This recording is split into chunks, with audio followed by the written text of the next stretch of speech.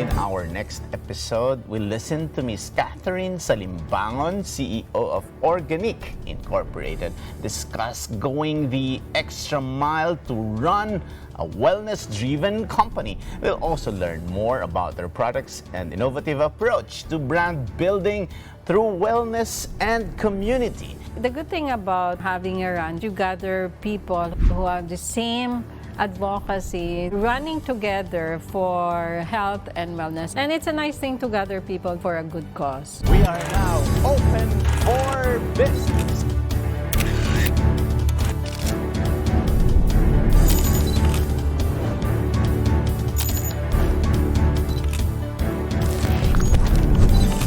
It is a signal to the world. We are open for business.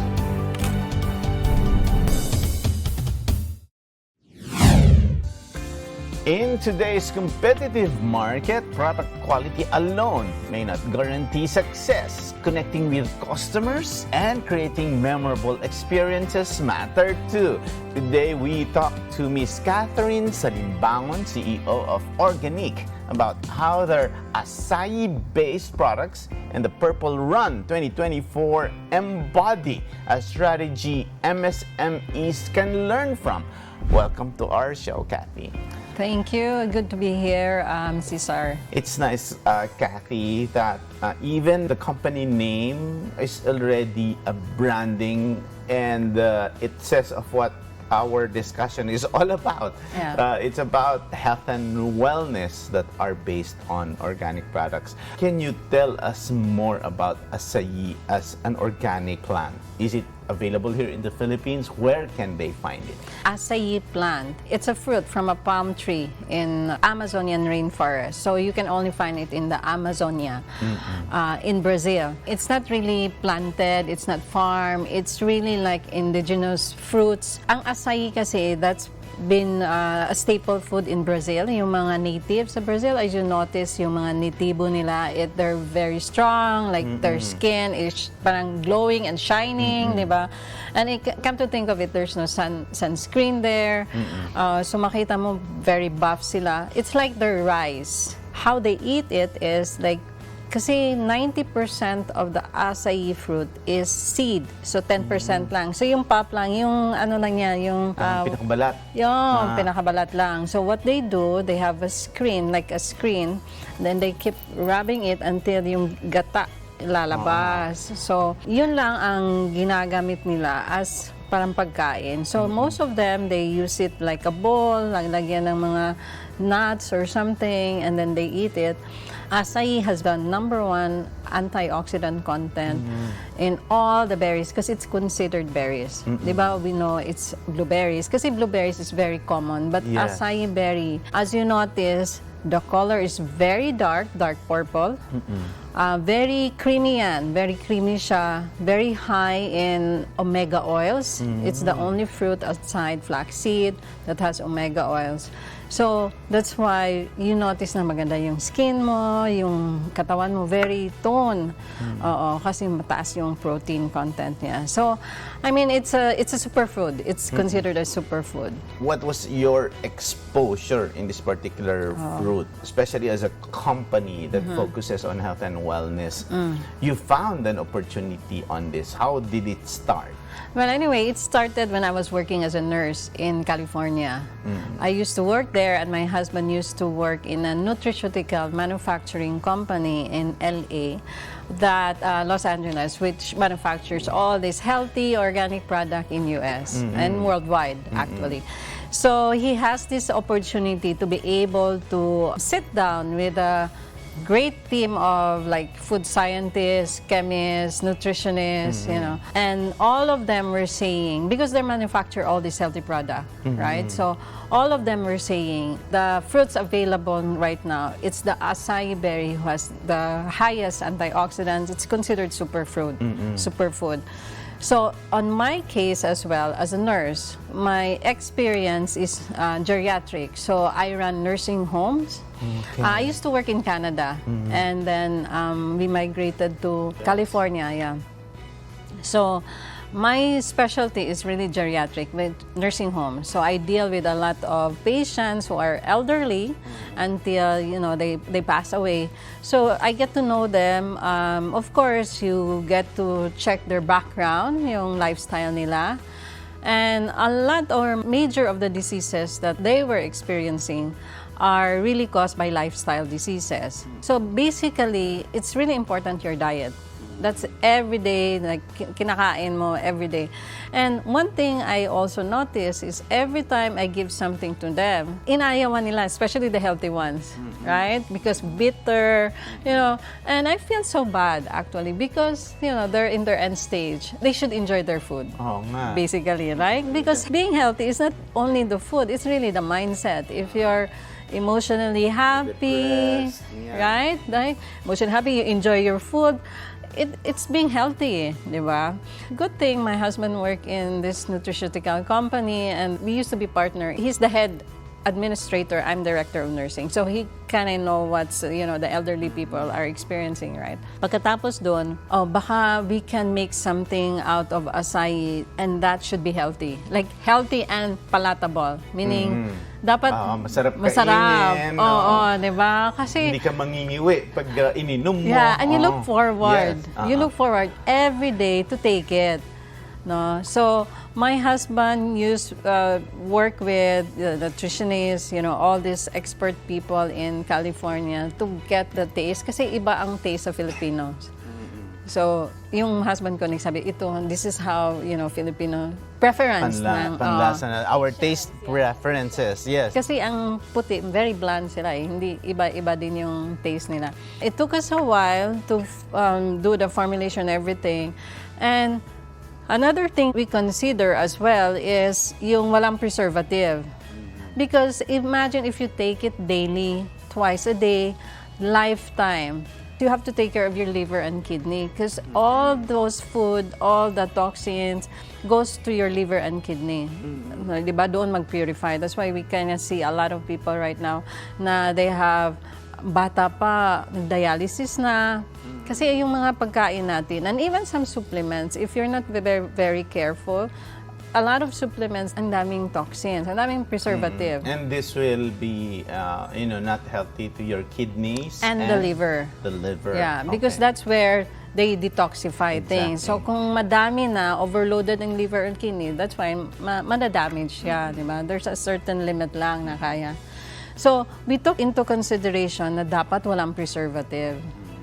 So that's why we came about Organique, and it's been processed in California. It's a aseptic process, so meaning it's a very high technology na walang preservative, and then it can last for 3 years. At what point in your lives where you decided na, okay, let's not retire, let's go to another phase of our lives and establish Organique? What was the maybe turning some point. call it, yeah. Actually, I grew up in a very entrepreneurial environment. My father, actually, he just took up, like grade 3 lang siya, but he was able to run a real estate, So almost every day, our discussion at the table is about business. Okay. Yeah, but he told me, make sure you work only 3 to 5 years. Because you want to know how it feels like to be a worker, how to treat your staff, how to be, the ins and out of the operation. But if you want to be comfortable, you have to establish a business. Taking up nursing, talagang wala yan sa ko. But who decided for you to No, because be a nurse? everybody was taking up nursing. Yun yung uso noon, Diba? during that time. I remember 1990s, 80s, yeah. So everybody was taking up nursing. All And our there was a high demand talaga in sa Canada and US then. Yeah, Yeah, exactly. So, but I like biology. In my subject, I like biology. If I only knew na mag-business ako, wala masyado, di ba, ang business that time. Hindi masyado. So, it's all like professionals, like doctor, lawyer, di ba? Ganon. Yeah. So anyway, but I think, looking back, there's a reason why I went to that nursing, because I cannot be in this position to explain the benefits, all those stuff. And the good thing is, even your forte is geriatrics. Geriatric. Kasi with that talagang, actually, they're very sensitive, caring for the critical phase in their lives. There came a point na like this is redundant. What we're doing is redundant. You know already, right? So there's a yearning to say, what if I can make a difference? Right? Like what if, like for my 24 hours, I can only see this much patient. So what if I help a lot of patients? No limit, thousands, millions, no limit. But I only have 24 hours. So how can you do that? Why can't we make a product, preventive? Because if you sell thousands or millions, then you're affecting thousands and millions of lives every day. So yun ang tipping point na there's a yearning. I mean, I think everybody will know that. Like when the time comes that you're ready. Kasi pag hindi right time, hindi din siya. Exactly, hindi din matutuloy. Was this established here in the Philippines na or you opened in the US? Actually, we have business registration in US because we need to import, but we just establish it here. One thing that we consider is, in US, there's a lot of availability of healthy products, right? People can afford. But in the Philippines, your access to this type of product is very limited. So why don't we sell it in the Philippines and start our advocacy there? Because the hospitalization fees are really crazy expensive. So if we can help them, it makes a big difference, right? So we went back here. I have to do door to door, explain, and then talk to the doctors. I mean, do all this, hard stuff, because I'm from Cebu. So I have to come here. I don't know anybody in Manila except my late father-in-law. So I just met a friend in Cebu, Tagalog, and he said, why don't we... So siya yung nag-accompany ko dito. It opened in Cebu muna before you expanded here in Manila. The good thing to open in Cebu is Cebuanos are very hard to please. Like, Cebuanos are a different market. Oh, I see. Yeah, so kung papatok sa Cebu, that's why a lot of business, they said, you start in Cebu because Cebu are very critical. Given that you are now in 4,000 retail stores nationwide, what do you think resonated with customers that made it in demand? It's very effective. The quality of the product, it's very palatable. They take it on a daily basis, on a monthly basis, and a lot of our users have been using the product since we started, which is 15 years ago. The product really delivers what it promised. And we also focus on the community. That's my really goal. Kasi di ba nasanay ako sa a nursing home na it's like a community because you have to keep in touch and be in touch with the customers, with the people. Because this type of product, it might have a different effect on you, might be different effect. Kasi iba-ibang needs tayo, di ba? So that has to be explained, that has to be understood, right? And I think it's beyond also business. It's your advocacy to be with the customer, to be with the community, to be with the people who might ask questions. It's a journey. It's a lifestyle. That's why we have so many events, like the run, all these events, and nandun kami. Because that's my trust. We have to be there with our customers, with our clients, and to be with the community. Because that's how you relate it. That's also the good thing about your previous background as a nurse and someone in the healthcare business. Because somehow it's like your patient. Anything, That's true. With the business, since it's your patient, basically, you have to care for them, diba? Until they grow or until they are out of the sickbed. Now, from the premium blend, there are now several products under the Organique label. What made you diversify the different products under Organique and expand with the Mestiza lineup? It's a natural thing as an entrepreneur and also with some of loyal customers. They will look for what's new, ano ba? Kasi a lot of people take coffee or choco, so they want to embrace that also na may acai. We have some capsules kasi a lot of people who wants to travel. Kasi once you open the bottle, I mean, it's considered fresh. It's good only for 30 days. You put it in the fridge. So what if I travel for 1 week lang? Diba? So that's why we have the capsules. And the choco is good for, surprisingly, a lot of old people likes it. kasi matamis, di ba? So when you're old, it's only sweet and sour ang taste bud mo. So, in short, Kathy, yung target market nito would be the older ones.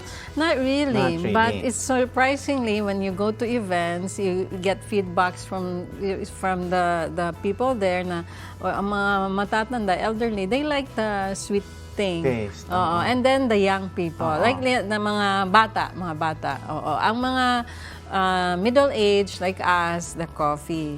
But exactly in terms of target market, because when we talk of health and wellness, it's across all ages, Yeah. correct? But in your case, how do you compete in the market? What's Organique's USP?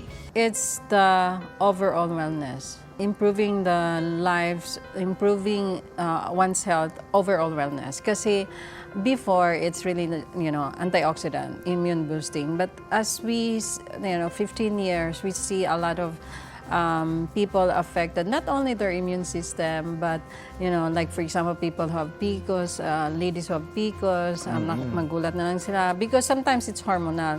The good thing about antioxidant, everything that we digest, everything that we breathe or drink, there's a toxins. We secrete free radicals, right? So your cells will absorb that, process it, but the thing is, there's byproduct. So your cells have that also.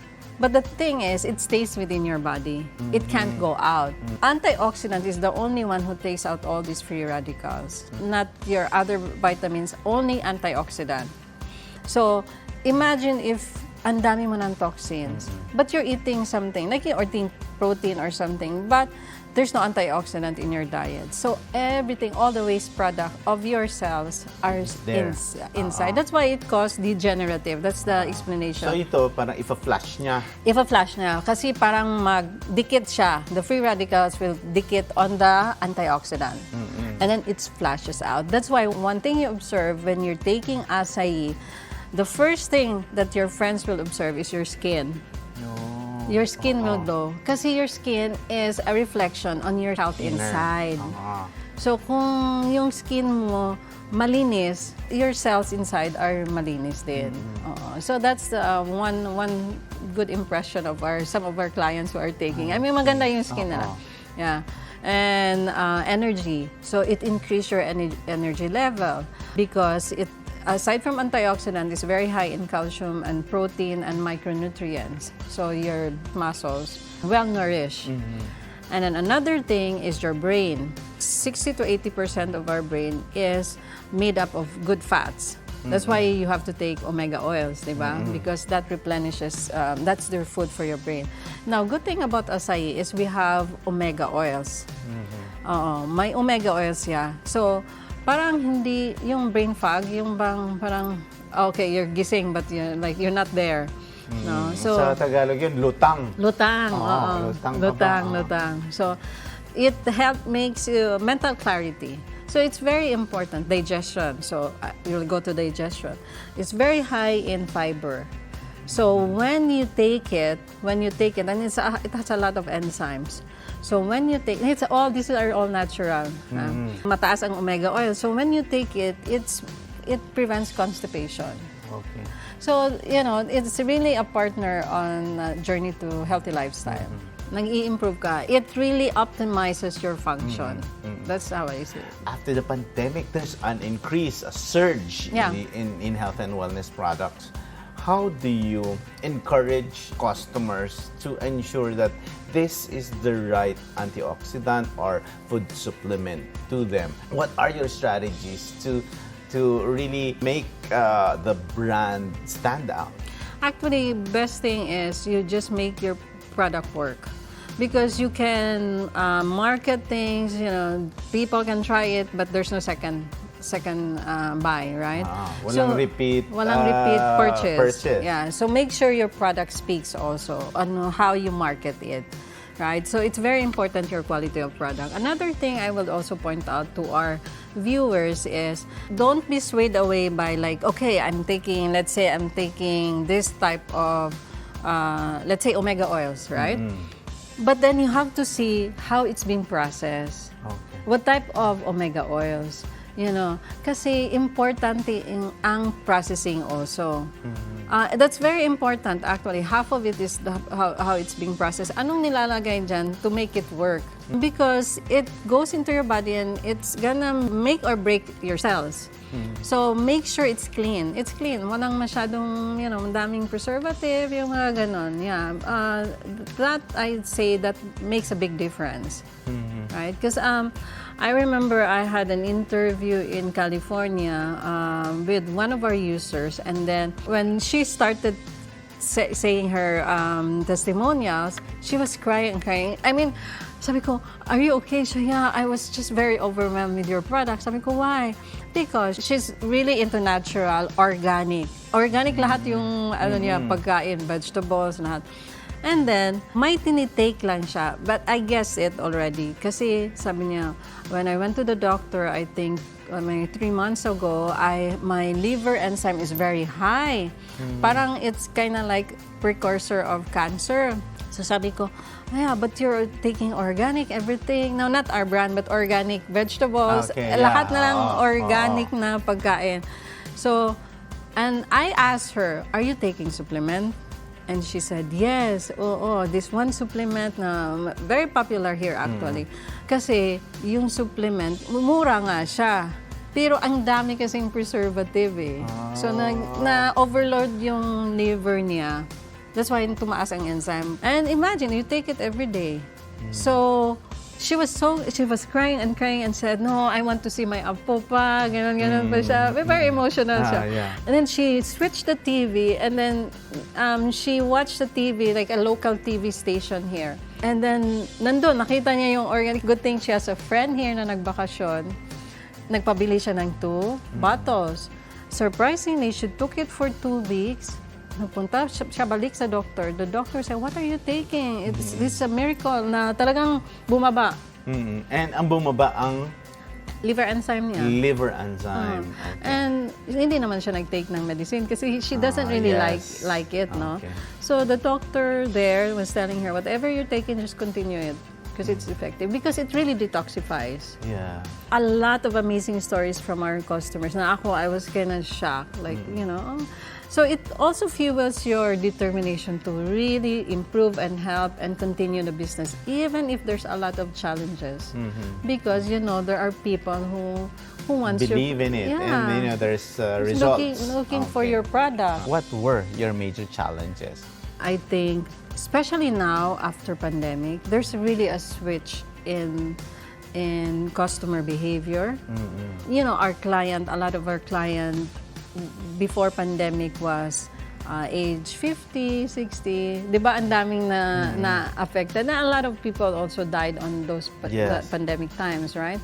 And then, ngayon, millennials and Gen Z overtook na the baby boomers and our our generation. Gen X. Gen X, right? Kakahalataan tayo dito. Okay. So, on the workforce. So, meaning, sila na yung bibili for us. And it shows. I have a daughter, 26, 28. They're the one, like, sometimes, they're buying for me. And they decide for you sometimes. Yes. Also, the customer behavior, they're more online now. More online, they're more realistic. They don't want very scripted. Like, di ba, advertisement natin, mga TV advert. They're looking for authenticity, mga ganyan. Yes, yun. Di ba? TikTok Live, Fortunate enough, I have my daughter, she's 26, so she can, sabi ko, speak the language. Oo, kasi hindi na ako ngayon lang, like, for example, ngayon, sabi ko, okay, I'll be the one to talk because it's business. No, so hindi naman siya masyado experience on the startups and all this stuff. So, but she really does the marketing. It's a good thing because you're mixing their language plus health benefits of this. And now there's a lot of products in the market, but for you to really determine what's right for you is to look at the process involved in it. Yeah. Baka sabihin ng mga nanonood sa atin, dahil maganda ang proseso, walang preservative, dekalidad ang raw materials, imported pa, baka naman mahal. Baka naman hindi ito affordable na hindi kaya ng karaniwang Pilipino. What's the price for your health? That's the thing. Remember, when we have a car, we have to make sure maganda yung gasoline, because the breakdown is more expensive, Exactly. right? I got that a lot of comments when we started, actually. When we started 15 years ago, that was like, wala pang masyadong supplement dito. They said, oh, parang 1 sack of rice, no? But then you have to ask, then what's the cost of your health, right? And we also are very sensitive to that. That's why we have the capsule. Okay, which is more affordable than Which is more affordable. It took me a while to really brought in a capsule because I want yung capsulation niya is really vegetable, like, matutunaw. It's very important, the process. I consider the process half as important as the product inside. Wow, that's really very, very insightful. Now, one of the interesting ideas that you do is that you are pushing advocacies, Yeah. diba? And we see also that, companies who do this create a good brand equity, a very long-term, solid brand equity for the respective brands. Ito naman, nagfa-fun run kayo. How did the idea of a fun run or the Purple Run 2024 come about? And what role does this type of event play in your strategy? Actually, we had a fun run. I think pre-pandemic, we had one of our first fun run. And it was very successful. A lot of, we got support from our loyal customers, the trade, other organizations with our advocacy nila is health. And then, definitely everything put a stop on the pandemic, no? So ngayon, my daughter naman, she's a runner. She said, Mom, it's gonna be our 15 years. Can we do a run, a purple run? And true enough, when we sent it out there, a lot of messages, like they sent us pictures from the previous run and they're looking forward for it, The good thing about, having a run, because you gather people who have the same advocacy, running together for health and wellness. I mean, different walks of life, you gather together, discuss, not only the run, but you can discuss, you chat, exchange ideas on how to improve our health. And we have some support from our trade, they'll be there, from our doctors, And it's a nice thing to gather people together for a good cause. Net 25 also conducts, fun runs like this. It's something, that builds a very solid community. Yes, diba? yes. Can you briefly talk about the other products aside from the food supplement? Mistisa has been there for 25 years, and then we bought Mistisa because, like acai, it's like a superfood, from abroad, but we wanted to patronize our own farmers here. Mistisa has very, very high coconut oil. Coconut oil, papaya, and other fruits that are picked here in the Philippines. So we wanted to patronize them. And also at the same time, create a product that really, really have a very good, effect on your skin. It's like food for your skin. Mataas masyado ang coconut oil. And coconut oil is anti-aging. There's a lot of studies that it's sunscreen. It helps prevent, sun damage. So I think it's also a good thing that I asked because, of your advocacy to help the farmers then. Yeah. Kasi, from what areas do you source your materials? Locally, we have a third party who do that. Kasi they eat processed pa to eh. But with that, since most of our ingredients are coconut oil, so you really have a lot of people there. We're moving ilang millions of soap per year. So in that way, we can also help the livelihood of the farmers. Okay. So, at itong mga produkto na to, Kathy, these are all kasi we buy them from retail stores. As we have about 4,000 retail stores. But you can buy it online as well. You can buy it online. It's in Lazada.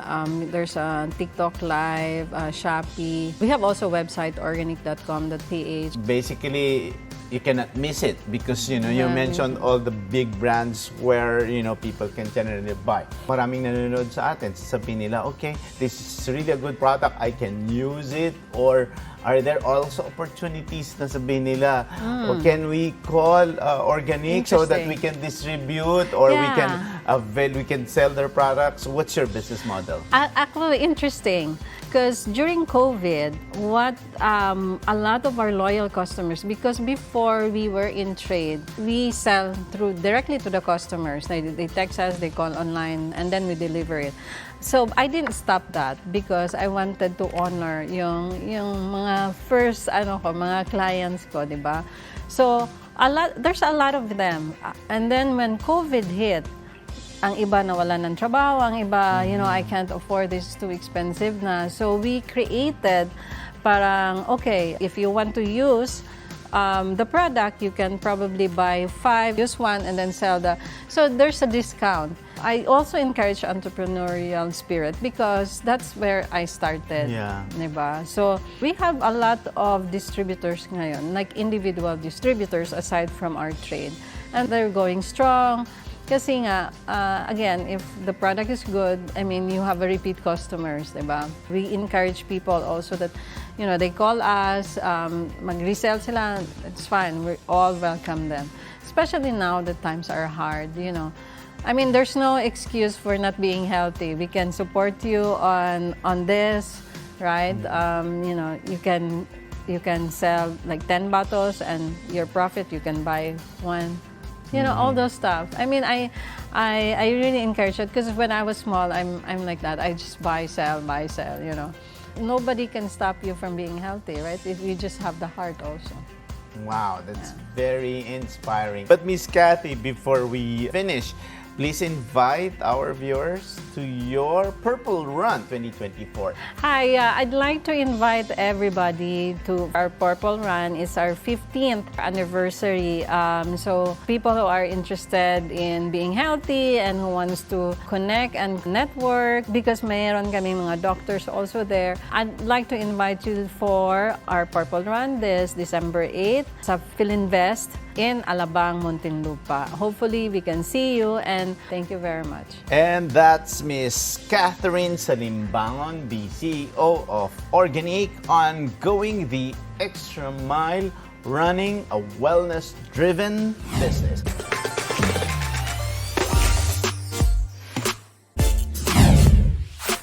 And the buzzword of the week is superfood. Superfood is a marketing term for food claimed to confer health benefits resulting from an exceptional nutrient density.